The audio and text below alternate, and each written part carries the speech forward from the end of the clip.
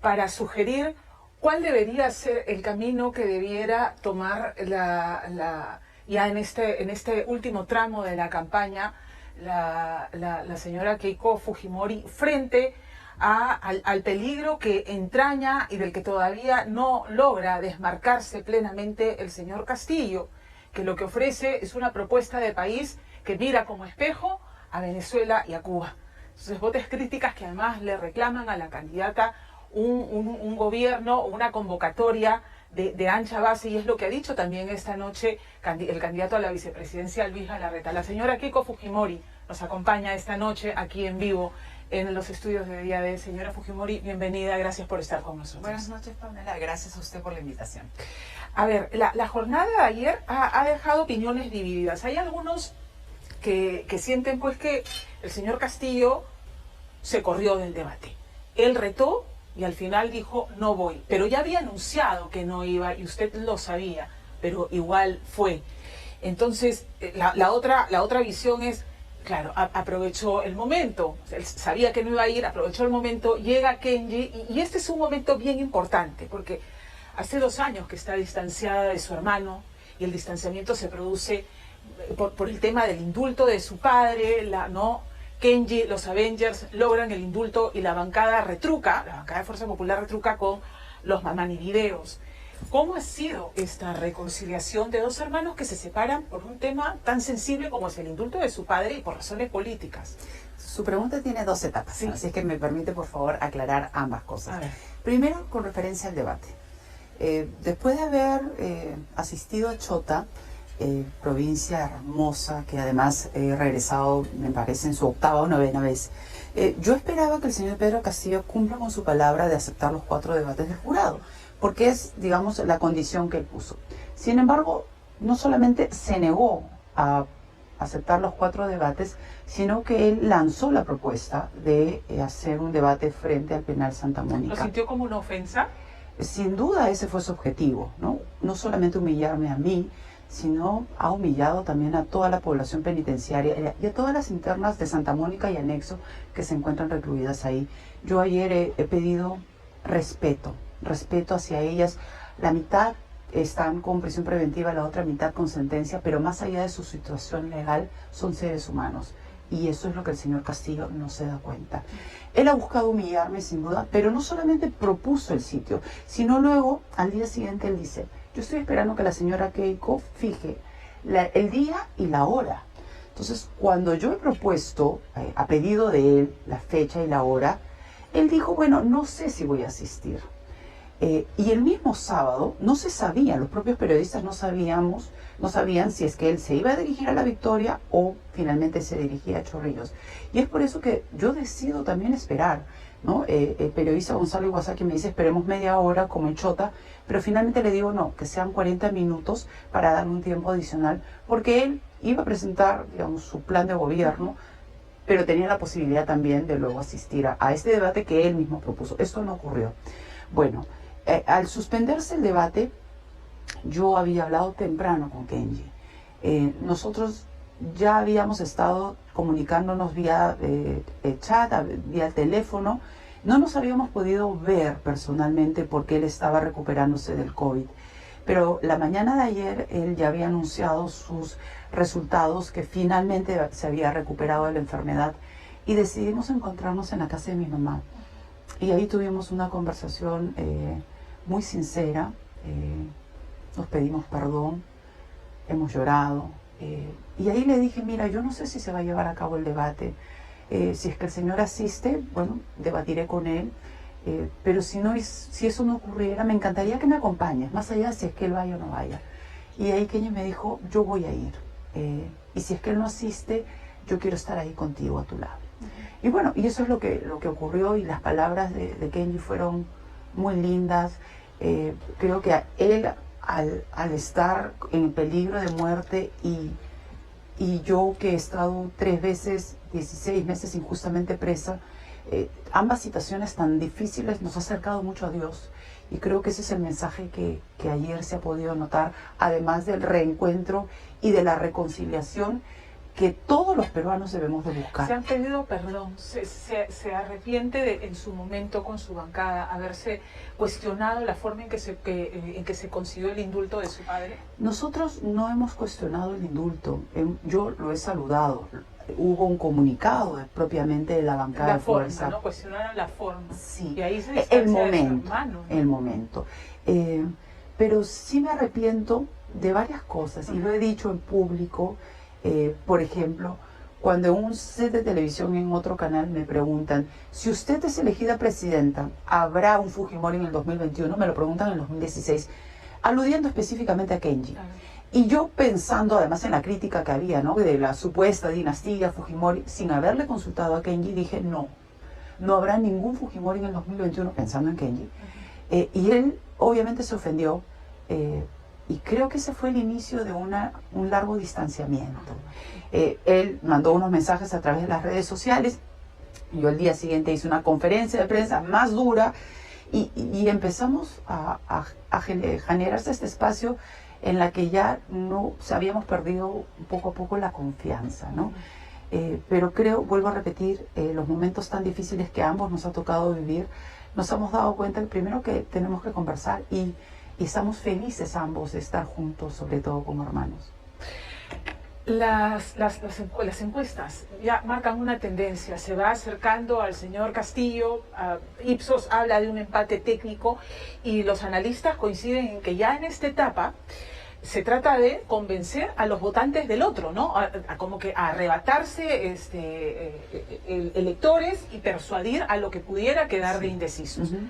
¿Cómo se va a desmarcar? ¿Qué va a hacer en este rush final? Mire, primero agradezco tener la posibilidad de por tercera vez haber pasado una segunda vuelta.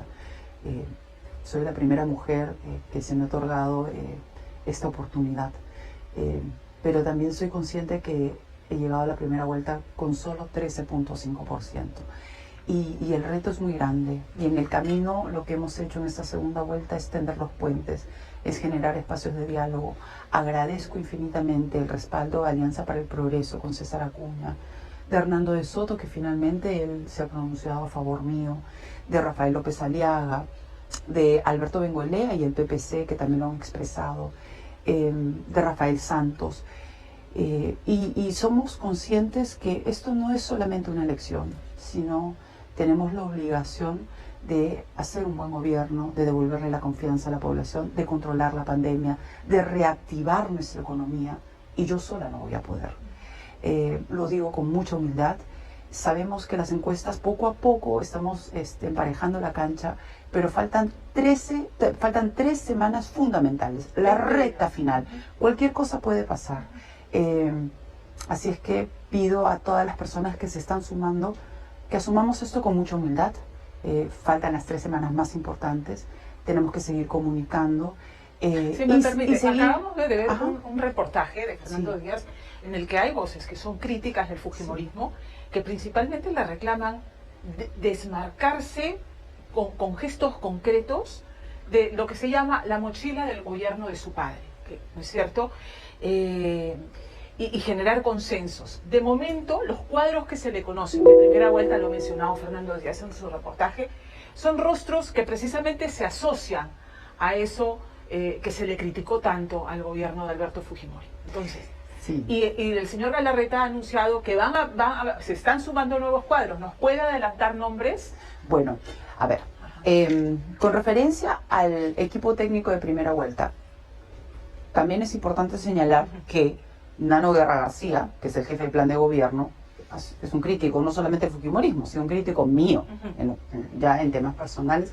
Está Fernando Rospigliosi, también un crítico del fujimorismo, y se han abierto las puertas para poder convocar a diferentes especialistas en diferentes sectores que no sean de Fuerza Popular o del fujimorismo. En esta misma lógica, cuando hemos tenido reuniones con los diferentes partidos, hemos pedido que se apoye, y así lo han señalado, en que ellos van a colaborar con, digamos, diferentes personalidades. Ahora, más allá de los técnicos políticos, se están sumando también personas como Lucho Carranza, que tiene una gran experiencia, sobre todo de haber sacado adelante nuestra economía en un momento de crisis como se vivió en el año 2008. Esta suma de esfuerzos, lo que nosotros proponemos es un gabinete abierto. ¿Y lo que sería un premier independiente, por ejemplo? Sí, eso lo he señalado. El futuro premier, Dios mediante, de Fuerza Popular, no va a ser fujimorista. Será una persona independiente, convocante, dialogante. ¿Ya está barajando nombres? Tengo algunas personas en mente, pero sería un poco soberbio anunciar nombres cuando no hemos ganado una elección. Por eso espero con prudencia. Sí te puedo adelantar criterios, pero creo que anunciar nombres sería bastante prematuro. Prefiero esperar al día 6 de junio y luego, con total transparencia, los cargos más importantes haremos los anuncios como corresponde en esta posición convocante y dialogante. Pero el perfil, lo que me decía es, el perfil del premier será no fujimorista, independiente, con experiencia técnica y sobre todo que nos permita devolverle la confianza a nuestro país y que genere un cambio, que genere cambios, pero cambios hacia adelante. La gente está harta, Pamela. Mira, se podrá criticar muchas cosas, pero el fujimorismo no ha sido gobierno en los últimos 20 años. Pero entonces, tuvo una bancada importante, y de eso vamos a hablar, tuvo una bancada importante. ¿No? Por supuesto que hablaremos también de eso, pero en esa bancada se le dio facultades, se fiscalizó, pero la responsabilidad del gobierno la tuvo el señor Kuczynski y el señor Vizcarra. Sin embargo, la población lo que quiere es que los gobiernos o las futuras autoridades cumplan con su palabra, que sus promesas se hagan realidad, que la gente me dice, señora Keiko, regrese. Y por supuesto, tengo que regresar y tenemos que hacer los reservorios, los canales de irrigación, las conexiones de agua. Hoy vivimos en época de pandemia y más del 30% no tiene agua potable. ¿Cómo les podemos pedir a estas familias, lávate las manos o alimenta bien a tus hijos cuando por no tener acceso a agua potable sus niños sufren de anemia?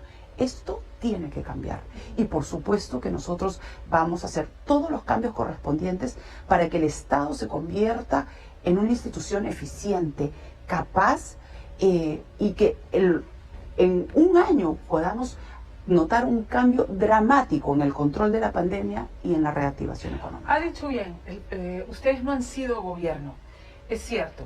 Sin embargo, sí hubo esta bancada de 73 que se digitaba desde el chat mototaxi. Y eso sustenta también un poco el antivoto que todavía mantiene. Se ha reducido, pero mantiene. La lucha contra la corrupción, ¿verdad? En este chat mototaxi se coordinaban cómo ponerle cortapisas a las investigaciones, al caso de Nostroza, de Chávarri, a los miembros del Consejo Disuelto del Consejo Nacional de la Magistratura. Se habló de blindaje a Mamania, a Nostroza, a Donaire. O sea, una actuación que más bien parecía que no abonaban a favor de la corrupción, en contra de la corrupción, sino a favor de... ¿Qué compromisos está en condiciones de asumir para generar confianza, para que sepan que eso no se va a repetir? Mire, las decisiones de la bancada siempre se han tomado a través de reuniones en la que yo he dirigido las reuniones, pero nunca, además no tengo derecho a voto, yo no soy congresista de la República. ¿Se han cometido errores? Sí. Nos excedimos en la confrontación, en las fiscalizaciones, y eso lo lamento. Yo creo que uno de los puntos que pudimos evitar, por ejemplo, fue cuando el ex premier Fernando Zavala, que no tenía ningún cuestionamiento, pero se estaba debatiendo la posible censura de la ministra Martans, él fue a hacer cuestión de confianza. Y ahí quizás debimos poner paños fríos y decir... Y el señor Becerril fue un enlace en este tema de la huelga del magisterio y se reunió con Pedro Castillo, que en ese momento se oponía a la evaluación de maestros. El señor Pedro Castillo fue recibido por las diferentes bancadas del Congreso, no solamente por la bancada de Fuerza Popular. Él tuvo reuniones con todos los grupos políticos que estaban representados en esos momentos en el Congreso de la República. Y lo que se buscaba era ayudar a calmar los ánimos y que esta huelga finalmente termine, sobre todo pensando en nuestros niños, ¿no? Pero creo que en ese momento, cuando el señor Fernando Zavala se presentó e hizo cuestión de confianza, todos los grupos políticos reaccionaron yo creo que solo con el hígado. Y lo que se debió hacer es también tomar la decisión con la cabeza, ¿no? Ahora, en un eventual gobierno suyo, si resulta electa, se va a enfrentar a una situación complicada porque no va a tener mayoría, va a ser un Congreso fragmentado y se va a ver obligado, como usted ha dicho, a buscar consensos para ejecutar su plan, para sacar al país adelante. Y siempre va a enfrentar la posibilidad de que este Congreso le juegue la carta de la vacancia presidencial, como ocurrió con Pedro Pablo Kuczynski y con Vizcarra, y su bancada votó a favor de estas vacancias. Entonces, es un tema complicado, ¿no? Sí, Lo va a tener ahora, ahí. Fíjese que cuando se habla de la vacancia del señor Vizcarra, justamente por todo lo que se había vivido, y se presenta la primera vacancia, yo misma me pronuncio en contra, saco un comunicado y muchos miembros de mi partido, del ala, digamos, dura, me criticaron por esta posición. Pero yo me ratifico, en la primera vacancia no había el sustento para votar de esa manera. Y la otra cosa, en este nuevo Congreso podemos ver ya ciertos cambios, ¿no? Cuando se presentó el gabinete del señor Pedro Cateriano, un crítico muy fuerte del fujimorismo, nuestro grupo político tomó la decisión de votar a favor de él. En ese momento no consiguió el respaldo, pero ese es nuestro ánimo. Más allá de las diferencias que se ha tenido con él, y yo le agradezco ahora que él esté apoyando mi candidatura, es que creo que es momento de fijarnos en los temas fundamentales, en nuestras coincidencias, más allá de las diferencias que hayamos tenido durante décadas. Y ese gran ejemplo lo está dando Mario Vargas Llosa. 30 años de diferencias, de discrepancias, él generosamente anunció su respaldo a mi candidatura sin haber hablado conmigo. Y eso lo agradezco su generosidad y su amor por nuestra patria. Quisiera pasar al tema programático. Usted ha señalado dos ejes fundamentales en su plan de llegar a Palacio de Gobierno: salvar la vida y salvar la economía. Claro que la economía no se podrá reactivar plenamente si la pandemia no está bajo control. ¿Cuáles serán las medidas, las primeras medidas en los 100 primeros días de gobierno? Sí, con referencia a la pandemia, hemos señalado que tiene que haber también un cambio de estrategia. Si algo le criticamos muy fuertemente al expresidente Vizcarra es haber tomado la decisión de haber utilizado las pruebas rápidas. Estas pruebas no nos permiten conocer la verdad, y es como si el Estado se hubiese puesto una mascarilla pero en los ojos, ¿no? Y nos ha cegado de no tener un buen diagnóstico y no tener una política de rastreo. Por eso hemos dicho que se van a aplicar 70.000 pruebas moleculares por día. Vamos a construir 100 plantas de oxígeno, entregaremos 10.000 concentradoras de oxígenos en las zonas más alejadas. Tenemos que ampliar la atención primaria, construir más postas médicas y hospitales. Y aquí hago la precisión, tengo que saludar al presidente Sagasti por el anuncio que él ha hecho en la compra de vacunas. Sí me gustaría escuchar el cronograma de cuándo van a llegar estas vacunas, pero creo que ha hecho un esfuerzo muy grande en finalmente lograr la adquisición. Y aquí el reto será para el siguiente gobierno aplicar las vacunas de manera inmediata y de manera eficiente, y no viendo estas largas colas que ahora estamos en el tema viendo a través de las los medios de 70.000 comunicación. pruebas moleculares, Sí. entiendo que la capacidad de procesamiento ahora de pruebas moleculares es de 6.400 a 7.000 pruebas moleculares por día con todos los laboratorios existentes. Entonces, la intención es que sean 70.000. ¿Cómo resolver el procesamiento? Sí, se tiene que construir por lo menos 20 laboratorios, utilizando además, digamos, los químicos genéricos, que nos permita a un bajo costo para el Estado, pero estas pruebas tienen que ser gratuitas para la ciudadanía, y poder aplicar estas pruebas de manera rápida y eficiente. Pero lo que se necesita además es tener una política de rastreo. Una vez que se identifica el contagiado, tenemos que aislarlo, hay que apoyarlo, pero sobre todo hay que saber con qué personas ha tenido contacto, y a esas personas aplicarles también estas pruebas moleculares, porque aquí el problema no es el contagiado, sino el problema son los asintomáticos, que no nos está permitiendo tener un control real de la pandemia como se hace en otros países del mundo, y por eso las cifras de nuestro país son realmente lamentables. En el tema de la vacunación ha saludado el esfuerzo que ha hecho el presidente Sagasti, 60 millones de dosis comprometidas de aquí a fin de año. Ahora, el doctor Bustamante, el doctor Bustamante se vio involucrado en este tema con una opinión criticando la efectividad de la vacuna de Sinopharm. Yo me pregunto si usted va a seguir manteniendo al doctor Bustamante dentro de su equipo de asesores, porque pienso yo en cuánta gente pudo haber escuchado la voz de un médico, de un experto diciendo no sirve, entonces no me vacuno. A ver, el doctor Bustamante va a ser congresista de la República, sí, ¿no? Y su voz en nuestro grupo político, sobre todo en el equipo técnico, ha sido bien importante, advirtiendo sobre el uso de las pruebas rápidas, ¿no? Rechazándola y pidiendo que se utilicen las pruebas moleculares. Sin embargo, con referencia al informe o a la, digamos, a la explicación que él dio sobre este informe preliminar, quiero señalar que él lo hizo de manera personal, a título personal, lamentablemente sin avisarnos, y él así lo dijo, ¿no? Que él no había conversado con ningún miembro del partido, ni tampoco conmigo. Yo en todo momento siempre he respaldado el proceso de vacunación y así lo voy a seguir haciendo. Y sí creo que hay algunas frases que han sido desafortunadas de parte de él. ¿Se va a mantener dentro del equipo? Bueno, él es parte ya del futuro Congreso. Del Congreso. Sí. Vayamos al tema económico porque, la pobreza ha aumentado, la crisis económica es rampante y dentro del paquete del que usted ha hablado es un paquete de obras de infraestructura y la repartición directa del canon. En el primer eje, ¿cómo se resuelve el divorcio entre el gobierno central y los gobiernos regionales? Porque no es que haya una falta de dinero, los gobiernos regionales con el canon y el presupuesto que se les asigna tienen dinero, pero hay un tema de falta de expertise, incapacidad de presentar proyectos viables, gobernadores y la corrupción. Tenemos 16 gobernadores regionales sentenciados por corrupción, muchos de ellos de izquierda.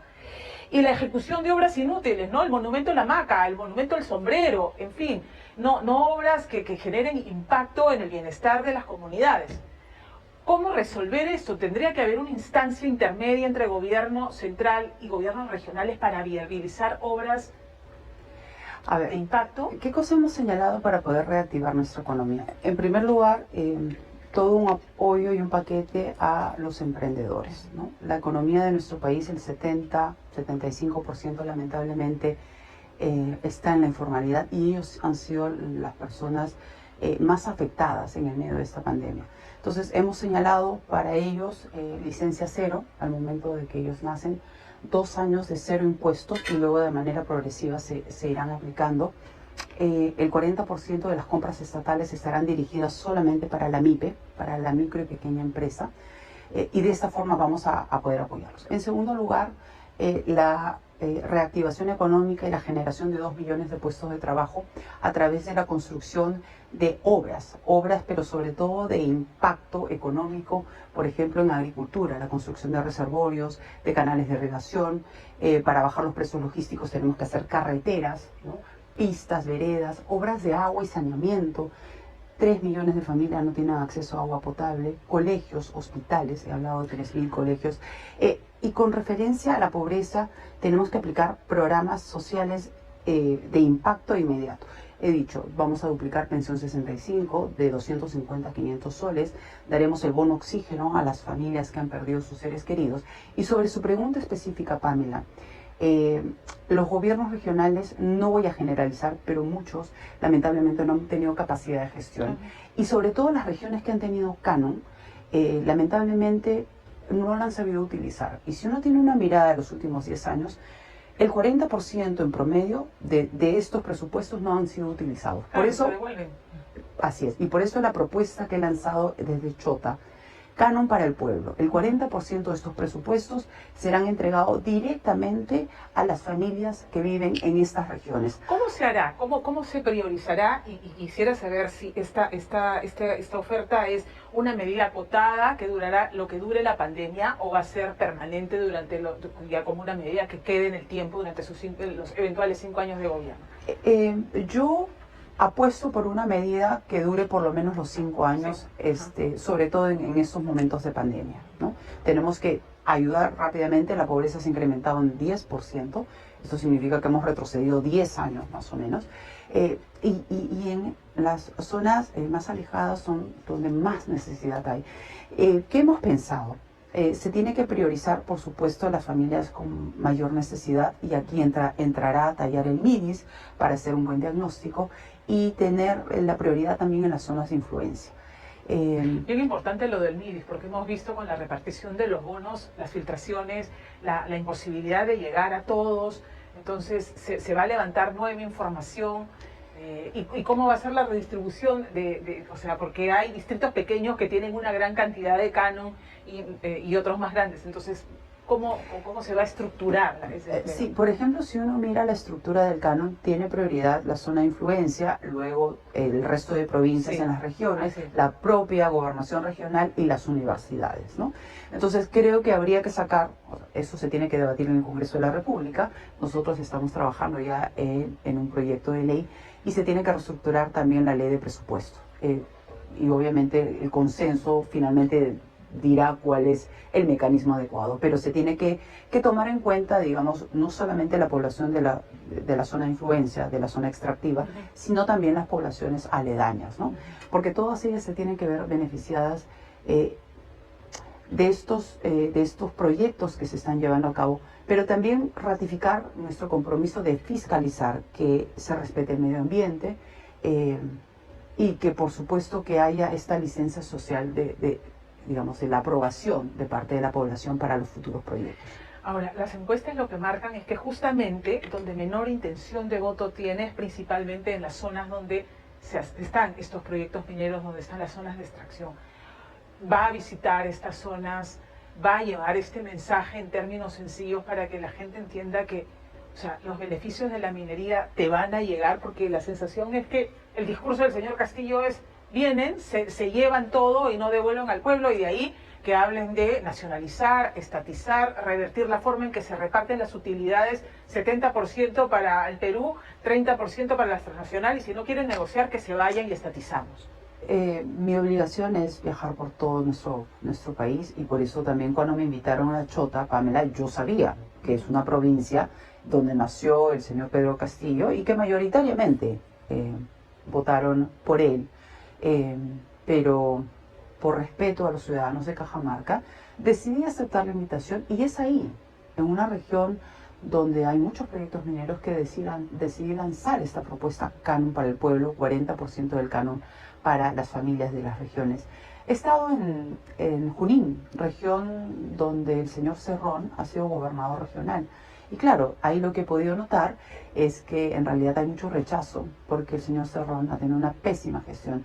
Todas sus obras, todas han sido inconclusas, sobre todo los hospitales. Yo le he preguntado en las provincias donde he estado, y a viva voz me decían: no, los hospitales no fueron terminados, las obras no las concluyeron, y la verdad está en una peor situación después de que el señor Cerrón ha sido gobernador. Y así seguiré viajando, y más allá de que en algunos sitios, como en el caso de Huaraz, que algunos miembros del Movadef, porque así lo ha identificado Perú 21, miembros del Movadef, que además trabajan con Perú Libre, tiraron huevos y piedras, yo les pediría que antes que lanzar piedras, lancen propuestas.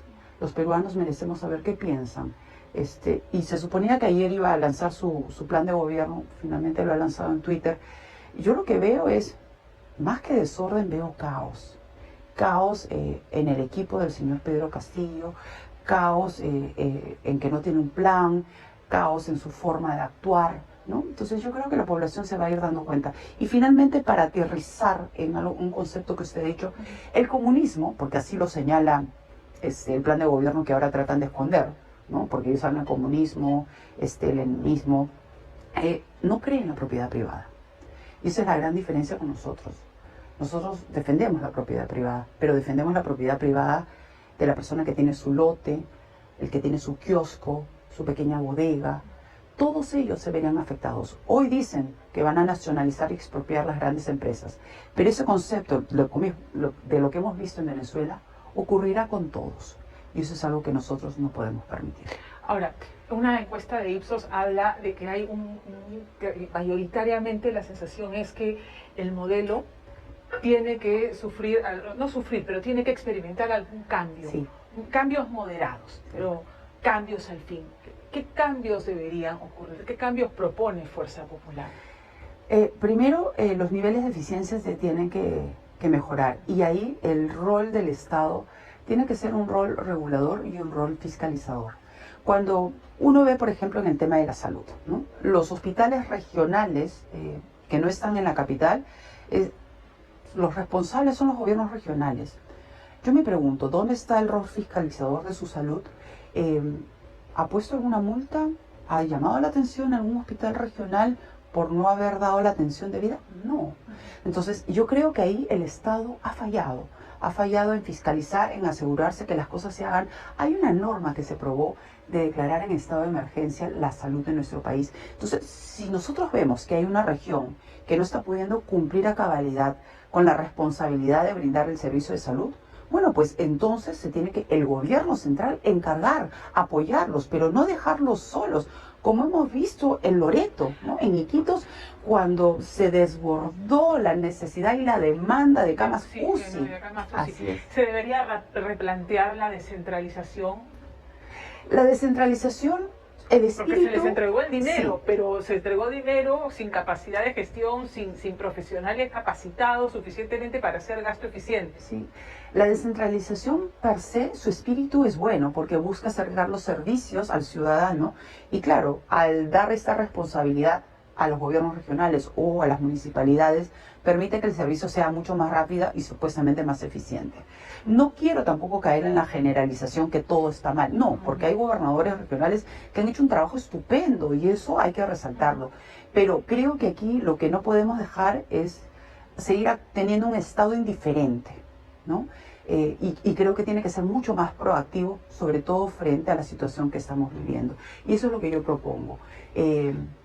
Ministros, funcionarios que caminen, que vayan, que resuelvan, que tomen decisiones, que vayan al campo. Y si vemos que hay hospitales que le faltan médicos, enfermeras, pues transferir personal, llevar camas UCI. El esfuerzo que hicimos millones de peruanos de quedarnos en casa en la época de cuarentena, debió servir para ampliar las camas UCI, modernizar nuestros hospitales, y nada de eso se hizo lamentablemente, ¿no? En el tema de, el tiempo nos va ganando y quisiera abordar otros temas importantes. Se sigue retirando fondos de las AFP. En 5 años vamos a tener 5 millones de peruanos más que se suman a la edad de jubilación.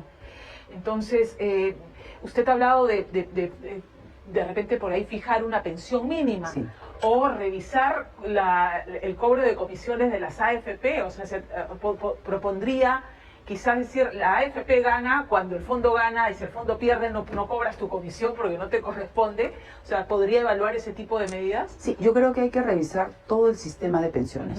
Las AFPs, bajar las comisiones. La bancada de Fuerza Popular ha votado para que este último retiro se pueda realizar porque la situación es realmente de emergencia. En la ONP tenemos que flexibilizarlo en estos momentos. La exigencia de cumplir con los 20 años hace que muchos peruanos que han aportado quizás 17 años, no llegan nunca a cobrar su pensión. Así es. Entonces creo que tiene que tener una mirada más flexible y tener una pensión proporcional. Hay que mirar la caja policial, las pensiones de las Fuerzas Armadas, porque todavía hay, digamos, una discriminación, no todos reciben la misma pensión. Y luego, pensión 65. Aquí lo que hemos hablado con Lucho Carranza es, pensión 65, actualmente tenemos 560.000 beneficiarios. Vamos a duplicar esta pensión de 250 a 500 soles bimensuales. Y además, cada año vamos a aumentar 500.000 beneficiarios más para aspirar a tener una pensión universal en nuestro país.